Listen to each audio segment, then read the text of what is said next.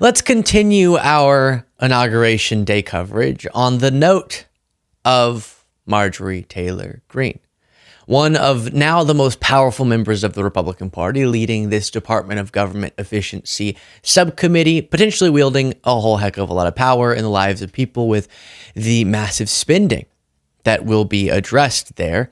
And understanding who she is makes that a very frightening prospect. Well, she just wanted to make sure, a lot of times these inauguration days are a moment where we want unity, okay?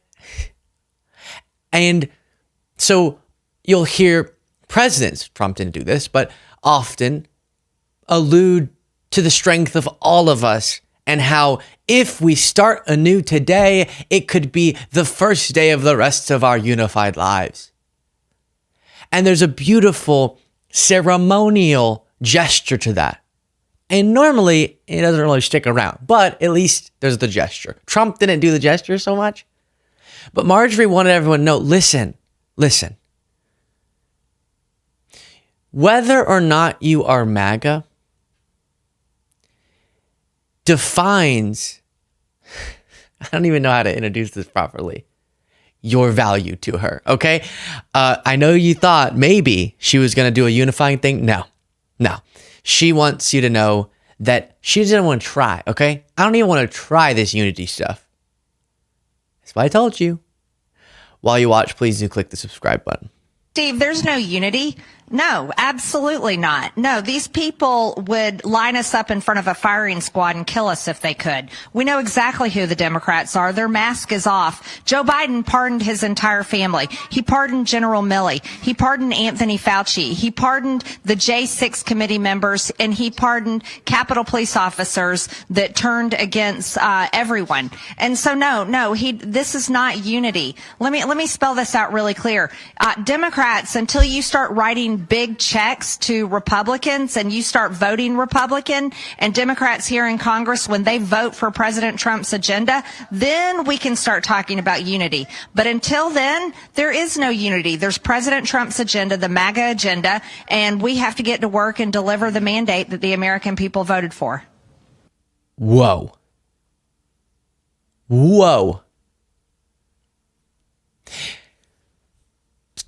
Terrifying. What are you talking about? We want to shoot. No, we don't.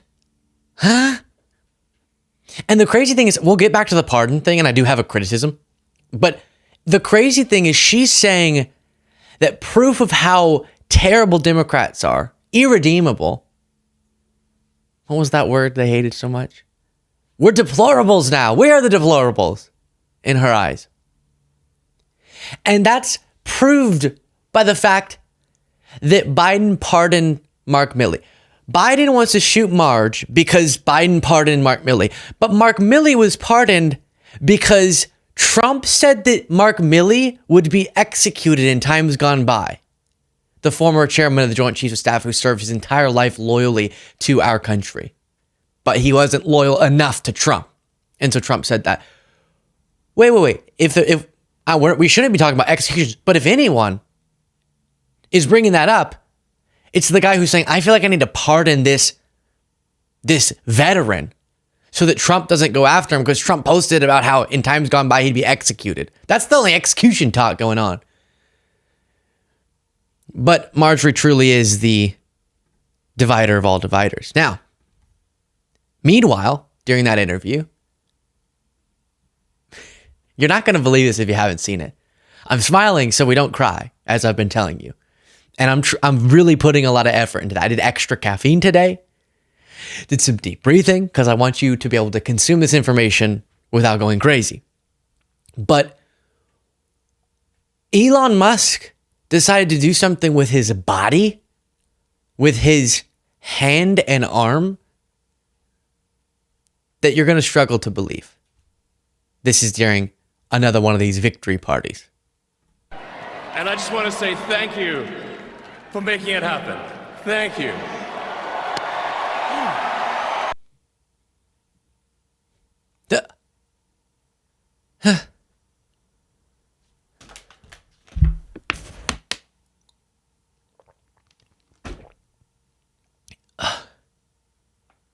What? One more time. What are we doing here?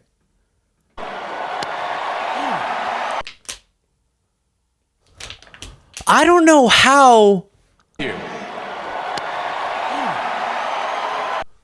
Who does that on accident? Is it on accident? What? Why? I actually don't think he was. I don't know what I believe about this. Who knows? What is happening? How do you accidentally do that gesture? Oh, I should explain. Picture, if you're a podcast listener, picture that thing that a lot of people did in Germany in the 30s and 40s. That arm gesture. Picture that, and you'll have a good idea. And before he came on stage to do that, you have this going on. Speaking here, there he is.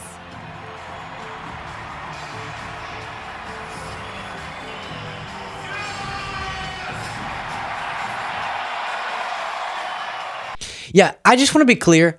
I know that he was sort of like maybe doing like, my heart goes out to you. Right? I'm going to assume, even with someone as bad as him, that this would have been an accident. Just how is that an accident? How do you accidentally do that? I feel like every time I'm in a public scenario, and I want to do a proud gesture with my arm as I sort of like wave. You know how I'm always doing that? I'm always waving to big crowds of people. I don't know when I've done that, but or I see something, hi. The first thought that comes to my mind is don't like hold it in that one particular way. There's a lot of things I can do with my arms up here. One of them is not that. That's the one. Pretty early in my life, I learned there's one thing with my arms up here that I don't want to do. So strange. So strange. Thank you. Jaden, can you explain what the explanation here is? Just accident, I guess. It's got to be an accident. I don't particularly want to comment on this one. Jaden's leaving me high and dry. Okay. Also, Elon.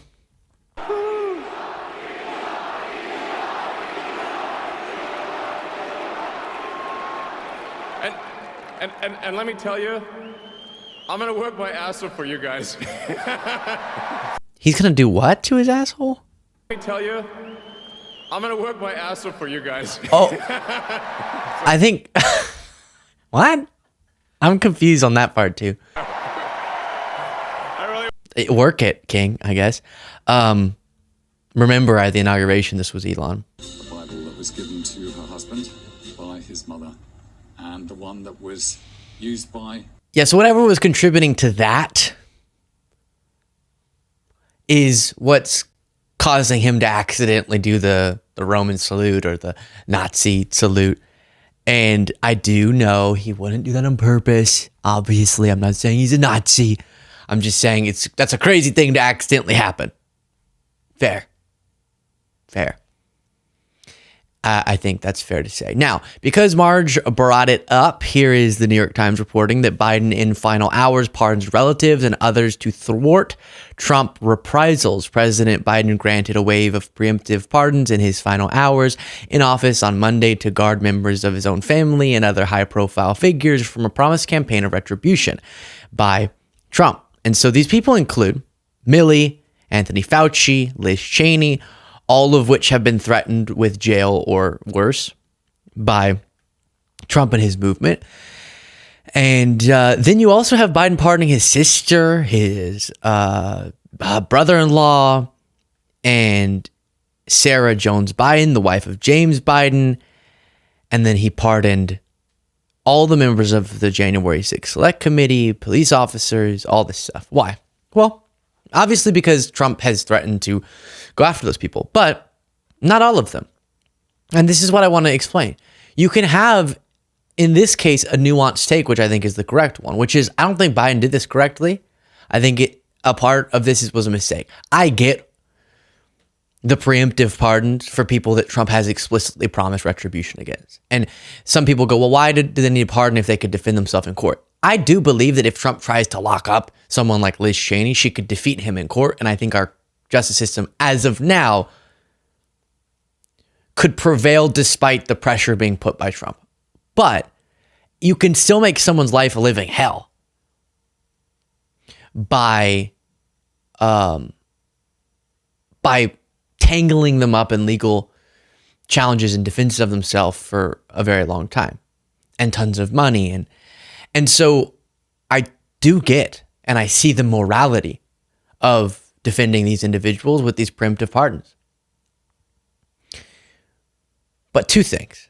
Number one, I don't think you need to include all of these family members because I've never heard certain, names here being Valerie Biden. I've never heard Trump talk about Valerie Biden. And then number two, I think because this is controversial and it's such an expansive use of the pardon power, he should have, I heard someone say on one of the stations today, and I agree with this, he should have been willing to stand in front of the world and not right before Trump's inaugurated. He did it so that it would only really break as news post Trump's inauguration. This is huge. In issuing the preemptive pardons, Mr. Biden effectively turned the president's constitutional power of forgiveness into a protective shield against what he maintained would be politically motivated vengeance.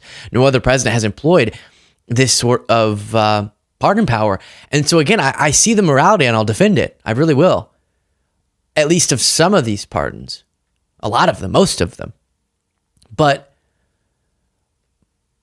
I don't see why he would do it in the 11th hour like this. I think he should have been willing to say, hey, I respect our institutions. I respect our Constitution such that when I make such a step that is changing the precedent here, I'll explain to the world, not just in my letter or something, but in front of cameras, and I'll be asked questions and I'll let there be some sort of debate and discussion over this before leaving office, as opposed to sort of on your way out the door.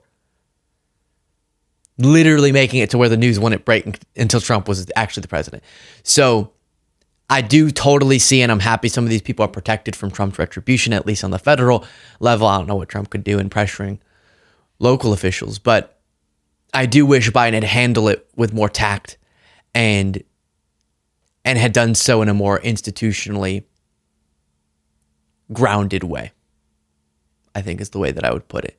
But no, it doesn't mean, as Marge tried to say, that there's some ambition to kill people. Oof. At least not from Joe. I can tell you that for certain, or any of us.